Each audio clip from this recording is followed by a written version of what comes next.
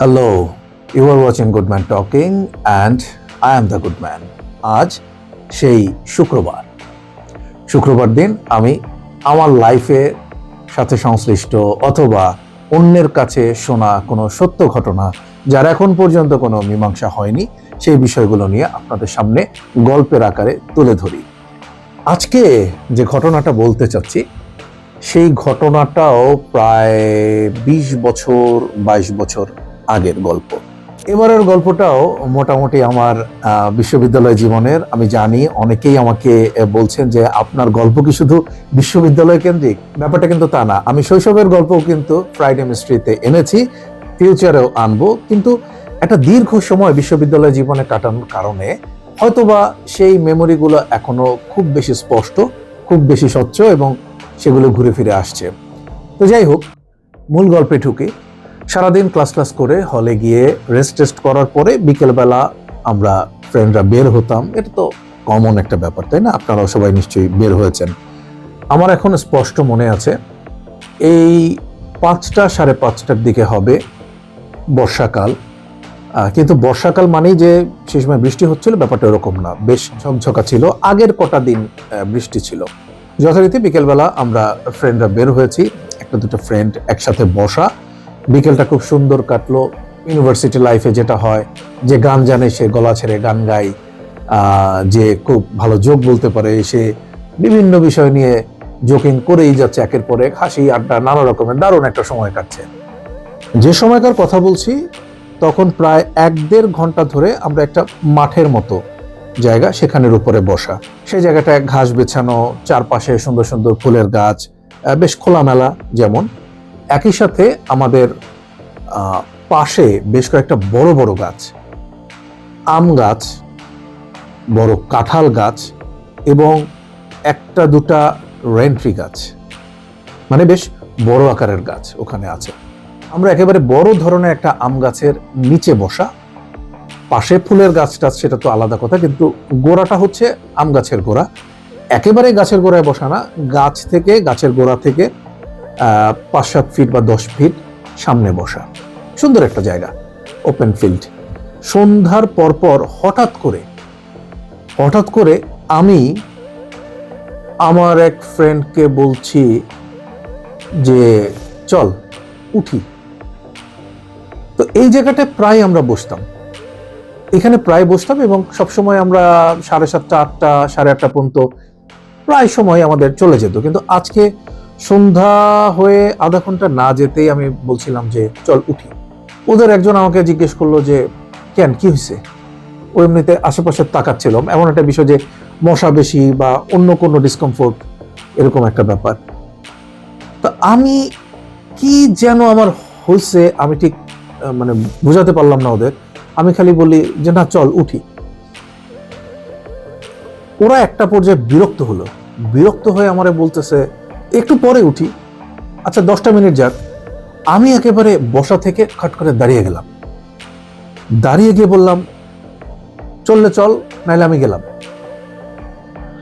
আমি এখন পর্যন্ত জানি না আমি আচরণগুলো কেন করলাম, আমি এতটা সিরিয়াস কেন হলাম। আমার প্রচন্ড রকমের একটা অস্বস্তি কাজ করছিল ওইখানে, মানে বছরের পর বছর বসা অভ্যাস, কিন্তু জীবনে প্রথম আমার কোনো অস্বস্তি কাজ করলো ওখানটায় বসে। একসাথে হেঁটে আমাদের ক্যাফেটেরিয়ার দিকে এগোচ্ছিলাম। যে স্পট, সেই স্পট থেকে খুব বেশি হলে 20 থেকে 25 ফিটের মতো এগোলাম, ক্যাফেটেরিয়ার দিকে যাচ্ছি। পেছনে বিশাল এক শব্দ হলো, সবাই প্রচন্ড একটা ঝাঁকুনি খেয়ে পেছনের দিকে তাকালাম কিসের শব্দ এটা দেখার জন্য। দেখলাম আমরা যে জায়গাটায় বসা ছিলাম ঠিক ওখানটাতেই সেই যে বিশাল গাছ একটা, সেই গাছের বিশাল একটা ডাল, এইরকম মোটা একটা ডাল, ওটা ভেঙে পড়েছে। অনেক বড় একটা ডাল, বড় ধরনের ইনজুরির জন্য, ইভেন মৃত্যুর জন্য ওই ডালটা যথেষ্ট ছিল। অনেক বড়, অনেক ভারী, একেবারে মোটা কাণ্ড বলতে যেটাকে বোঝায় সেই রকম ভেঙে পড়ল।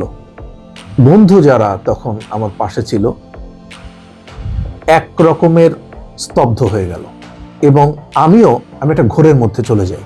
কিছুক্ষণ পরে আমার পাশের ফ্রেন্ডটা বলল যে চল সামনের দিকে আগাই, কিন্তু আমি ওই জায়গা থেকে নড়তে পারছিলাম না। আমি কি কারণে সবাইকে নিয়ে উঠলাম, কেন বললাম যে না এখানে বসতে ভাল লাগছে না, বসবো না, রীতিমতো রাগ, কেনই বা উঠলাম, কেনই বা 20-25 গজ সামনে গেলাম, এবং যে গাছ যার নিচে আমরা মাসের পর মাস, বছরের পর বছর বসেছি অনায়াসে কোনো চিন্তা ছাড়াই, সেই গাছের সবচেয়ে বড় ডালগুলোর একটা ওইভাবে মাথার উপরের দিক থেকে ভেঙে পড়লো। ডালটা কিরকম আপনাদের বললে পরে আপনারা বুঝবেন। আপনারা হয়তো মনে করবেন যে একটা আম গাছ, সেটার ডাল বা কিরকম, না, এই আম গাছটা অনেক পুরনো এবং বিশাল ধরনের আম গাছ। আপনি হিসাব করে দেখেন, এই ডালটা পরের দিন সকাল পর্যন্ত, আমি পরের দিন সকালে আবার গিয়েছিলাম ওইখানে, কারণ আমার মাথার মধ্যে তো ওই হিসাব নিকাশ কোনোভাবেই মিলছিল না। আমি পরের দিন সকালে আবার গিয়েছিলাম এবং আমি দেখলাম ওইখান থেকে ওই ডালটা তখনও পর্যন্ত কেউ সরায়নি, এবং সেটা নর্মালি টেনে সরানোর মতন অবস্থা না, ওটা কেটে সরানোর মতো ডাল, অনেক বড়। বুঝতেই পারছেন ওটা মাথার উপরে বা গায়ের উপরে পড়লে কি অবস্থা হতো। আমি সেদিন কেন ওরকম করলাম, কেন আমি উঠে গেলাম, কেন আমি সবার সাথে রাগ করে হাঁটা শুরু করলাম, কেন ওরা আমার উপরে বিরক্ত হয়ে পেছন পেছন হাঁটা শুরু করলো, আর তারপরে ডালটা ভেঙে পড়লো। এই স্মৃতি কখনো ভুলবো না। যেমন ভুলবো না এই একই ধরনের আরেকটা ঘটনা, পুরোপুরি একরকম না কিন্তু কিছুটা মিল, আমার শৈশবের, মানে ছোটবেলার, তখন আমার বয়স কত হবে, 7, 8, 9 এরকম কিছু একটা হবে। আমরা তো সবাই ফ্যানের নিচে ঘুমাই, ফ্যানের নিচে শুই, তাই না? আমার মনে আছে স্পষ্ট, আমি আমার দাদির বিছানায়, দাদির সাথে শোয়া, দাদির সাথে আমার খুব দারুণ একটা খুনসুটির একটা ব্যাপার ছিল। তো তারে গিয়ে খুব ডিস্টার্ব করতাম, খুব জ্বালাতাম। তার পাশে শুলাম, শোয়ার পরে সেই ফ্যানটার দিকে আমি ফ্যালফ্যাল করে তাকানো। আমি কখনো ওইভাবে ফ্যালফ্যাল করে তাকাইনি, কিন্তু কি যেন মনে করে আমার মনে হলো ফ্যানটা যদি এখন খুলে পড়ে। আমি এটা তখনও কাউকে বলি নাই, ছোট তো, তখনও ওভাবে শেয়ারিং ব্যাপারগুলো ওরকম ছিল না, কিন্তু আমার ফিল হচ্ছিল, আমার এখনো মনে আছে, আমার মনে হচ্ছিল এখন যদি ফ্যানটা খুলে পড়ে, এই ফ্যানের নিচে ওই দাদির আমার বিছানায় বহু আমি শুইছি, কিন্তু কখনো এরকম ফিল হয় নাই। আমার দাদি একটু উঠে সামনের দিকে গেল, আমি বিছানা থেকে উঠে ড্রয়িং রুমের দিকে যাচ্ছি, এমন একটা সময় টাং করে একটা শব্দ হলো। তাকায় দেখলাম ফ্যানের উপরের যে স্ক্রু, বড় ধরনের যে স্ক্রুটা থাকে, ওইটার যে মোটা একটা নাট থাকে, সেই নাটটা খুলে পড়ছে। স্ক্রুটা লাগানো আছে তখনও, তাই ফ্যানটা তখনও চলছে, কিন্তু নাটটা খুলে পড়ছে। অর্থাৎ আপনারা খুব ভালো করে জানেন, নাট যদি পড়ে যায় তাহলে কিন্তু স্ক্রুটা ধরে রাখার আর কোনো কিছু বাকি থাকে না। কাজে যে কোনো সময় ওটা ঘুরতে ঘুরতে পড়তেই পারে। দৌড়ে গিয়ে ফ্যানটা বন্ধ করি এবং নাটটার দিকে তাকায় থাকি। পরে মাকে গিয়ে বললাম যে মা এরকম এটা খুলে পড়ছে। মা নর্মালি ইলেকট্রিক মিস্ত্রিকে ডেকে সেই কাজগুলো করালেন, ওকে। বাট ওই 10টা মিনিট আমার যে মনে হচ্ছিল, মনে হওয়া থেকে এরকম একটা পুরোপুরি না হলেও হাফার্টেড একটা ঘটনা ঘটলো, এই ট্রমা আমার অনেক দিন ছিল এবং ওইটা আমি ভাবতাম। কিন্তু এটার থেকেও একটা বড় ধরনের ইম্প্যাক্ট ফেলেছিল আমার ভার্সিটি লাইফের ওই ঘটনা। কিন্তু দুটো স্মৃতি এখনো আমার ভেতরে জ্বল করছে। আমি জানি না, আমি আবারও বলি যে জীবনে সত্যিই কিছু অমীমাংসিত ঘটনা থাকে। খামোখাই বলা হয় না, life is more fictitious than fiction.